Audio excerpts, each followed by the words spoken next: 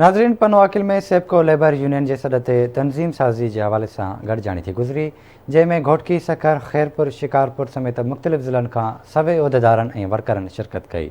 Report कर रहा है अयाज़ शेख। पनवाकिल में सेप्को लेबर यूनियन के सॾ ते तंज़ीम साज़ी के हवाले से प्रोग्राम मुनक़िद किया वियो। प्रोग्राम में सेप्को लेबर यूनियन के मरकज़ी सदर अकील अहमद जूणे जो समेत घोटकी, शिकारपुर, खैरपुर और ॿियनि ज़िलनि खां सवें सेप्को वर्करनि ऐं उहिदेदारनि शिरकत कई। उन वक़्त प्रोग्राम के मेज़बान इब्राहिम कोराई और यासीन खोसो पारां आयल मेहमाननि जो गुलनि की वर्खा से शानदार इस्तक़बाल करे सिंध की सकाफ़त, सिंधी टोपी और अजरकनि जा तोहफ़ा पेश किया विया। तक़रीब में आयल मेहमाननि आवाज़ टीवी से ॻाल्हाईंदे चयो त तंज़ीम साज़ी के हवाले से असां गॾु थिया असां पनवाकिल में जेको आहे सेप्को लेबर यूनियन जो यूनिट जो इफ़्तिताह कियो आहे। सेप्को लेबर यूनियन अल्लाह जी महिरबानी सां तमामु घणा यूनिट ठाहे आई आहे। शिकारपुर डिवीज़न ठही वई आहे, सखल डिवीज़न ठही वई आहे, घोटकी डिवीज़न असांजी ठही वई आहे, नौशेरो फिरोज डिवीज़न ठही आहे, खैरपुर में असांजो कमु हली रहियो आहे।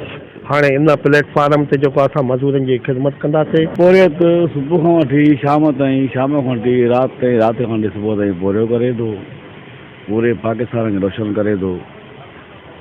पर उन बावजूद भी असांजे इदारे में उन बोरियत सां वॾो ज़ुल्म थिए थो। नाजाइज़ थियनि थियूं, नाजाइज़ जेको आहे उनखे बदिली कयो थो वञे, उनजा हक़ मारिया था वञनि। मज़दूरनि सां वॾियूं नाइंसाफ़ी थी रहियूं आहिनि। मज़दूर काफ़ी परेशान हाल आहिनि। मज़दूर सुबुह खां वठी शाम ताईं वर्क कर रहिया आहिनि, वरी शाम जो 6 बजे खां वरी नाइट चेकिंग में रात जो चेकिंग कर रहिया आहिनि। वॾी तकलीफ़नि में हुया।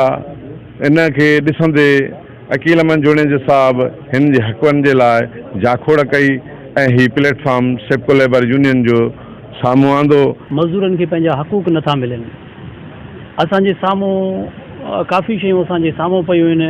प्रमोशन हिकिड़ो SDO असां सां गॾु ई 2003-2002 में SDO वो CO लेवल ते पहुता वञी असांजा छोकिरा ALM ई रहिया, उन्हनि जा प्रमोशन रुकिया पिया आहिनि। काफ़ी दोस्त गॾु आहिनि। असांजी इंशाल्लाह फतह थींदी।